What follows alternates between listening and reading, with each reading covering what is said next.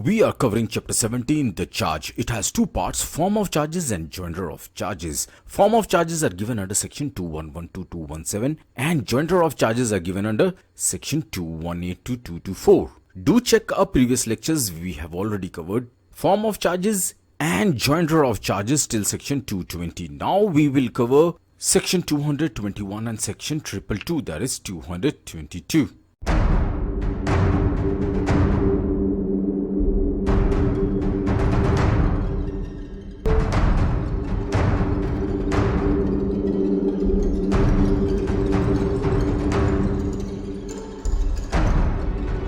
Section 221. The keyword to remember is doubtful. It has two parts. Let's check what they are.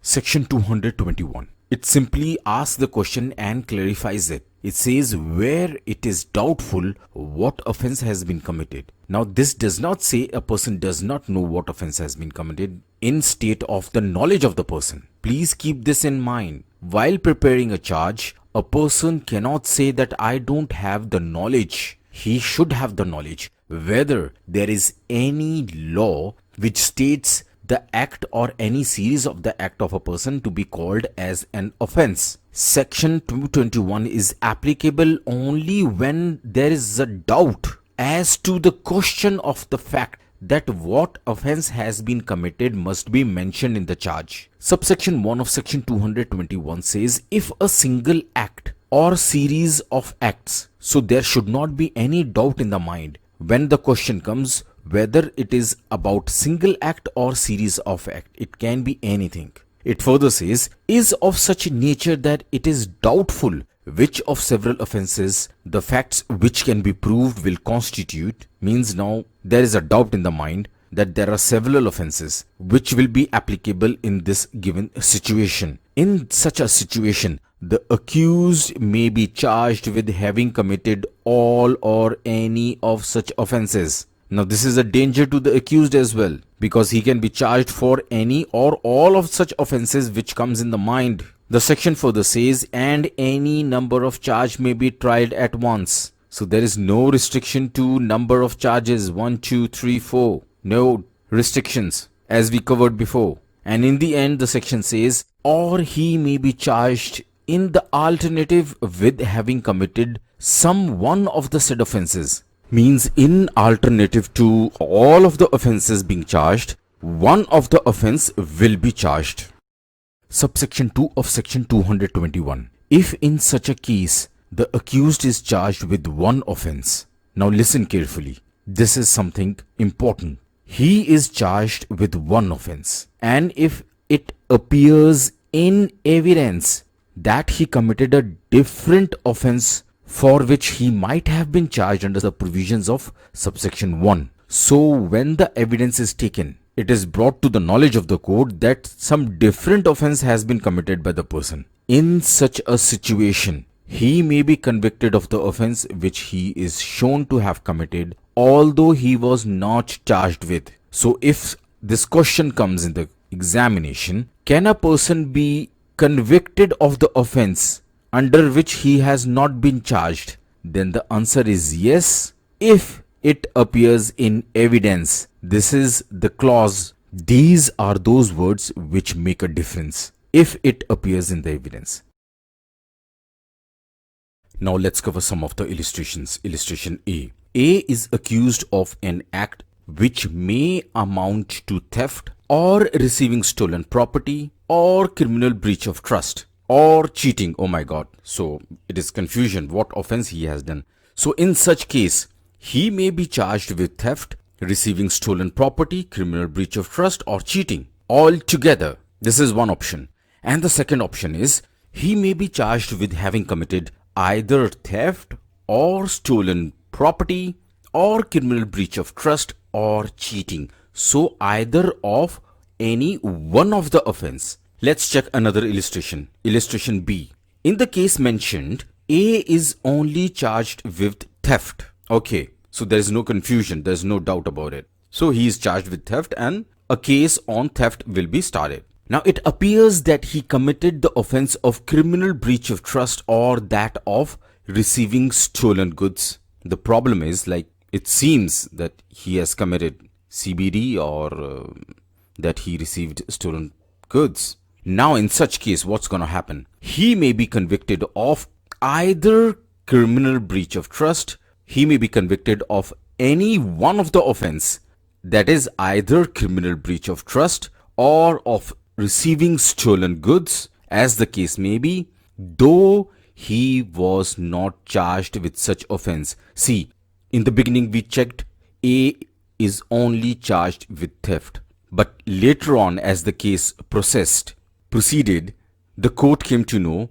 that it appears that the offense committed is of CBT or receiving stolen goods. So in such situation, this is a very good example which says that he may be convicted even though he was not charged with that offense. Third illustration, illustration C. A states on oath before magistrate that he saw B hit C with the club.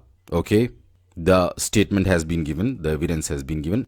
On oath means he has given an affidavit. But what happened next is, before the session court, A states on oath, again an affidavit has been given in the court, right? That B never hit C. Now everyone will say, oh, he's telling the lie. But there is a confusion. Which one is false? The statement before the magistrate or the statement before the session court? There's a confusion. Which of his statement is true? In such a situation, A may be charged in the alternative and convicted of intentionally giving false evidence. Although it cannot be proved which of these contradictory statement was false, we do not know whether the statement before the magistrate is false or the statement before the session court is false. But since it is contradicting each other, so he can be charged with intentionally giving false evidence, either to the magistrate court or to the sessions court.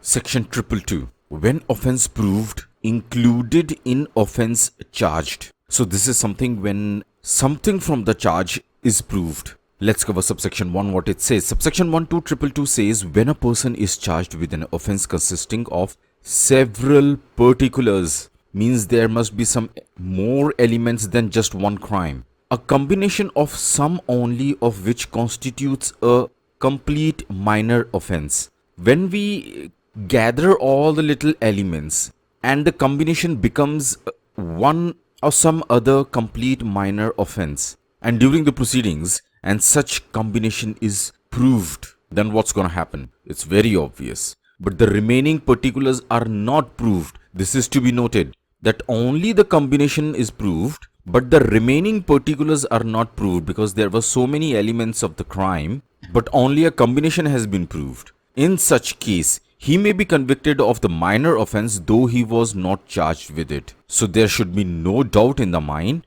that if a minor kind of a charge is proved, then he will be convicted only for that offense which is proved, not for the others. Subsection 2 of 222 says when a person is charged with an offense, okay, he is charged with an offense. Now what? And facts are proved which reduce it to a minor offense. So when the case is being proceeded in a court, the facts of the case proves that it should be reduced to a minor offense. In such case, what's gonna happen? He may be convicted of the minor offense although he is not charged with it. Obviously, he has been proved with minor offense.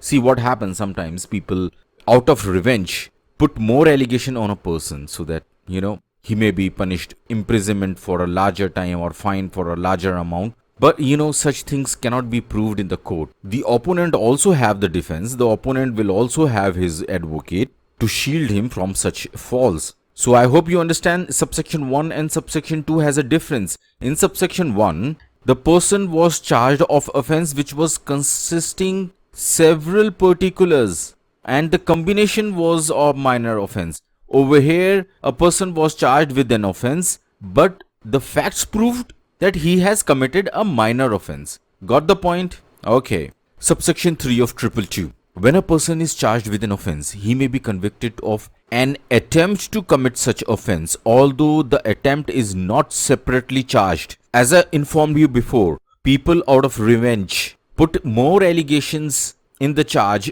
than the real facts. It is a very human nature that if you try to break someone's house, obviously he is going to get very angry. He will put the charge that he did break my house rather than he will say the truth that he tried to break my house. So subsection 3 of 222 says, even though the person has been charged with an offense, if facts proved that he has only attempted it and this was not mentioned in the charge, the court will punish him only for the attempt to commit such an offense, not for the offense which he has been charged under. Okay, now let's check what subsection 4 of 222 says. Nothing in this section shall be deemed to authorize a conviction of any minor offense where the condition requisite for the initiation of proceedings in respect of that minor offense has not been satisfied. So this is just clarifying all the subsections which we have covered from 1 to 3,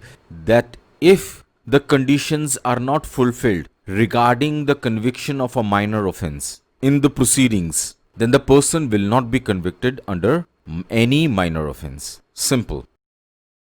Now let's check illustrations, the important part, because these may be asked in any judicial or competitive examination. A is charged under section 407 of IPC with criminal breach of trust in respect of property entrusted to him as a carrier. So he is charged under section 407. Okay. Now what happened is, it appears that he did commit criminal breach of trust under section 406 of that code in respect of the property, but that it was not entrusted to him as a carrier. The second part, which was written in the charge, was not proved. So what will happen? He may be convicted of criminal breach of trust under section 406. So what do we understand? A is charged under section 407, but he may be convicted under section 406 when proved in the court. Next illustration. A is charged under section 325 of Indian Penal Code with causing grievous hurt. But when the case is proceeded in the court, he proves that he acted on grave and sudden provocation. In that case, he may be convicted under section 335 of that code. So what do we understand? A may be charged under section 325, but he can be convicted under section 335 when proved. I hope you enjoyed this lecture. Now my little request. Respect elders, love kids. Make this place a better place to live.